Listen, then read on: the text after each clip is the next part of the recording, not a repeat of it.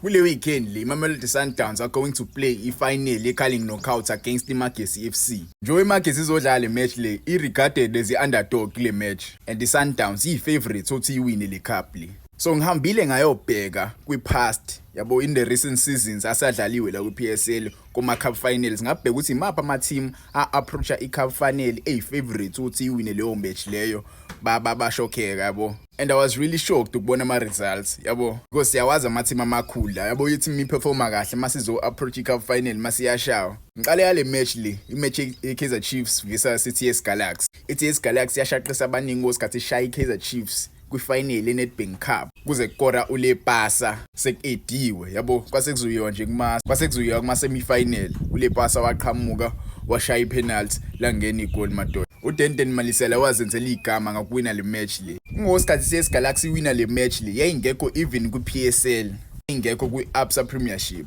Kwakuyiclub le kwi-NFD yabo uyayidlala kwi-NFD. Another match yathusa abantu abaningi ilapho khona iBaroka FC ishaya i-Orlando Pirates kuma-penalty ngo-2018 Telkom Knockout Final.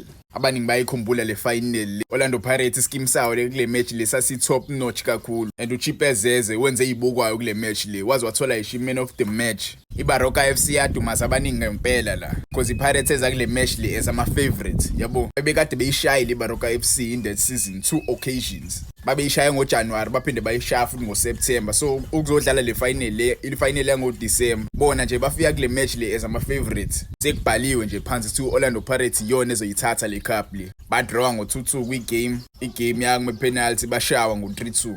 Another match engifuna ukuyi-highlight yize kwangasiyi-final but this was a semi-final. It was between iKaizer Chiefs and AmaZulu FC ngo-2022. If iKaizer yayinqoba le match le yayizodlala ne-Orlando Pirates kwi-MTN 8 final. So i-first leg yale match le iKaizer Chiefs yadrawa ngo-1-1.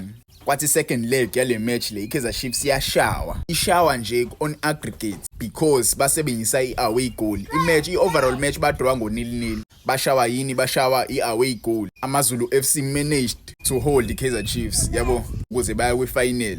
iKaizer Chiefs izodlala le match le. iKaizer Chiefs kwama-favorite ukuthi iwine le match le. Abantu abaningi ngempela bashaqeka because sekubhalwe phansi ukuthi bazoba ne-final yeSoweto Derby. It was going to be a Soweto Derby MTN 8 final but ke izinto ayihambanga ngendlela babeplanning ngakhona. Awina kanjalo kaMaZulu adlala ne-Orlando Pirates kwi-final. Nangebhadi abakwazanga ukuyiwina i-final bashawe i-Orlando Pirates ngegoli likaSalenge kwakuyi-free kick. I'm sure maningi ama-team a-disappoint ama-club amakhulu. Imaphi owakhumbulayo wena? Ungangibhalela lapho kuma-comment ungitshele because mina ilawo nje engikhumbula ngiwabuka nje.